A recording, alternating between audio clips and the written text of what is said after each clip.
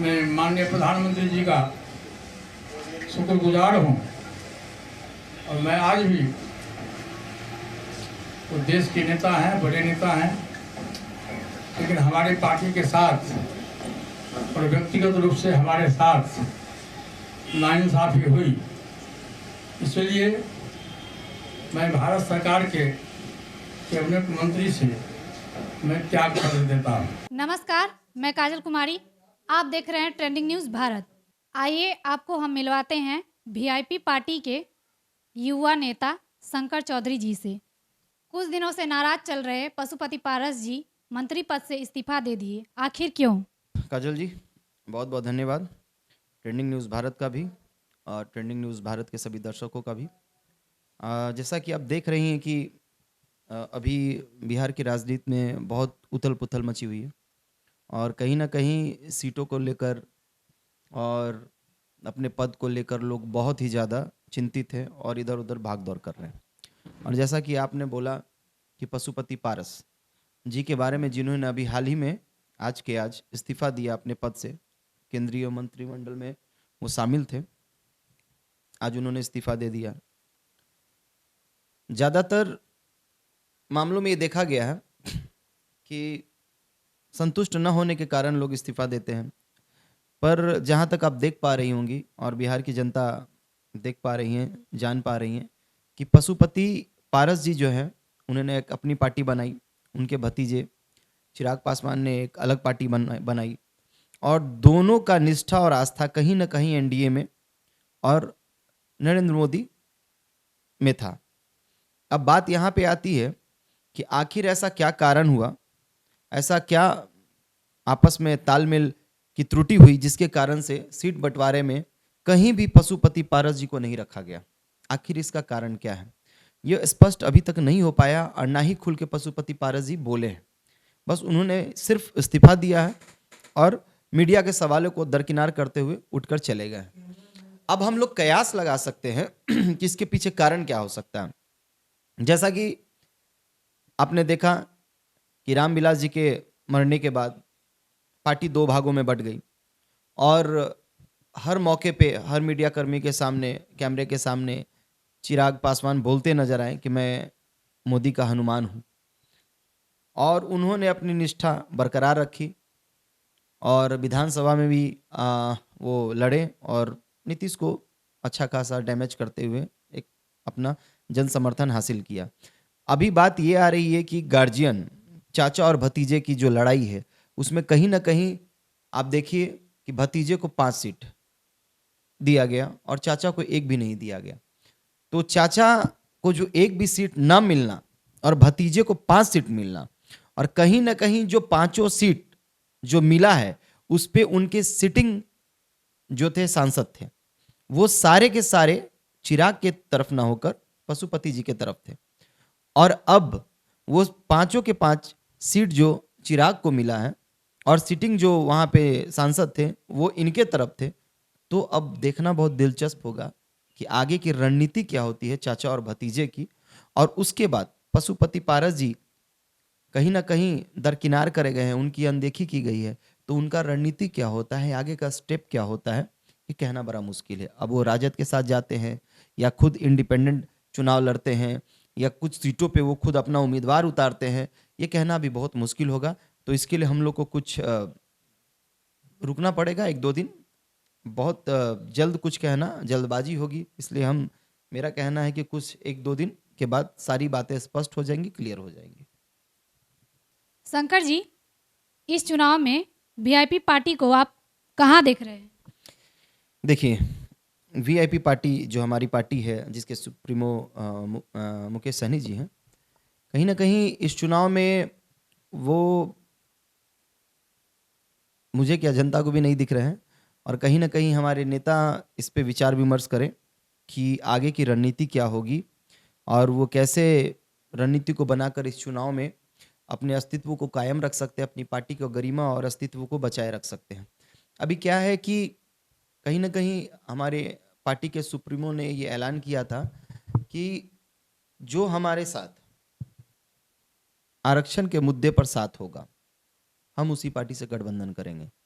तो कहीं ना कहीं आरक्षण जो मुद्दा है तो तत्काल अगर चुनाव के टाइम पे उठाया जाए तो उसके लिए संघर्ष करना पड़ता है। आज अगर अगर हम लोग ये चुनाव के टाइम पे अगर हम ये मुद्दा उठाते हैं आरक्षण का, तो कहीं ना कहीं वो अनदेखी होनी ही होनी है और कोई भी पार्टी रिस्क नहीं लेगा। मान के चलिए कि ठीक है, हमारे सुप्रीमो का कहना सही है कि बंगाल में, झारखंड में और भी राज्यों में आरक्षण है, तो बिहार में क्यों नहीं? जबकि हमारी आबादी जो है 14.5% है, निषादों की आबादी बिहार में। तो कहीं ना कहीं हम भी भागीदार हैं और आरक्षण मिलना चाहिए, मैं भी इसके पक्ष में हूँ। पर कहीं ना कहीं आप पार्टी प्रोटोकॉल से आप देखते हैं तो कोई भी पार्टी ये रिस्क नहीं लेना चाहेगी, क्योंकि आरक्षण के लिए सिर्फ निषाद ही नहीं और भी कई लोग हैं जो दावेदारी कर सकते हैं। तो चुनाव में कोई भी पार्टी रिस्क नहीं लेगी। इसके लिए हम लोग को लंबा संघर्ष करना पड़ेगा, बैठना पड़ेगा और केंद्र के जो ऊंचे पद पे बैठे हुए जो भी मंत्री हैं या प्रधानमंत्री हैं, चाहे होम मिनिस्टर हैं, चाहे अमित शाह जी हैं, उनसे गहन चर्चा का विषय है कि आखिर कैसे बिहार में निषादों के लिए आरक्षण लागू किया जाए ताकि उसका लाभ उठा सके। क्योंकि निषाद का भी जो स्थिति है बिहार में बहुत दयनीय स्थिति है। अभी भी निषादों को देखिएगा तो वो अपना रोजी रोटी रोजगार नाव और मछली नदी पर ही डिपेंडेड है। तो कहीं ना कहीं इसके बारे में माननीय मुकेश जी ने सोचा है, ये बहुत अच्छा कदम है। पर अभी जो बात है तत्काल सीटों की, तो मुकेश जी को भी अभी कोई भी सीट ऑफर नहीं हुआ, या यूं कहें कि इन्होंने वो ऑफर स्वीकार नहीं किया। हो सकता है ये अपने शर्तों पे कायम हो और वो शर्त केंद्र नहीं माना हो, जिसके कारण ये असंतुष्ट हैं। तो अब कहना बड़ा मुश्किल होगा कि मुकेश जी का अगला कदम क्या हो सकता है। राजद के साथ होगा या फिर एनडीए के साथ होगा। अगर एनडीए के साथ होना होता तो अब तक हो गया होता, या फिर वो इंडिपेंडेंट अपना अगर कैंडिडेट उतारते हैं तो फिर वो भी देखना होगा कि वो कौन सा संसदीय क्षेत्र चुनते हैं और किसके विरोध में चुनते हैं, किस पार्टी के विरोध में अपना कैंडिडेट उतारते हैं, और आर पार की लड़ाई अगर होनी है तो किस पार्टी के साथ होनी है। तो ये कहीं ना कहीं एक अहम मुद्दा है जो कि हम लोग को बार बार मैं ये बोल रहा हूँ कि अभी कुछ भी कहना बहुत जल्दबाजी होगी। इसके लिए हम लोग को वेट एंड वॉच की स्थिति में रहना और 2-3 दिन हम लोग को वेट करना चाहिए। 2-3 दिन में सारा चीज़ स्पष्ट हो जाएगा और उसके बाद वीआईपी और मुकेश जी का भी एजेंडा और उनका जो आगे का रणनीति है क्लियर हो जाएगा। शंकर जी, ये जो चुनाव है इस पे अहम मुद्दा क्या होना चाहिए? देखिए, इस चुनाव में अभी तो सभी लोग बहुत ज़्यादा बिजी हैं और सीट शेयरिंग को लेकर अपने अपने पद को बचाने के लिए, अपनी सीट को बचाने के लिए, अपने क्षेत्र को बचाने के लिए जद्दोजहद में लगे हुए हैं। पर मेरा मानना ये है कि चुनाव तो आते और जाते रहेंगे। देखिए, सबसे पहले अपना देश है, राज्य है, ठीक है, अपना समाज है, तो उसके लिए तत्परता दिखानी होगी। नेता वही है जो जात की नहीं जमात की बात करता हो और जमात को लेकर चलता हो, देश हित की बात करता हो, समाज हित की बात करता हो, राज्य हित की बात करता हो। मेरा कहना यह है कि इस चुनाव में जो भी हो, कौन कितना सीट जीतता है, कौन हारता है, क्या होता है, नहीं होता है, पर कहीं ना कहीं उन सारी चीज़ों को दरकिनार करते हुए मैं ये बोलना चाहूँगा कि जो भी निकल कर सामने आते हैं उनका मुद्दा होना चाहिए शिक्षा, रोजगार और विकास।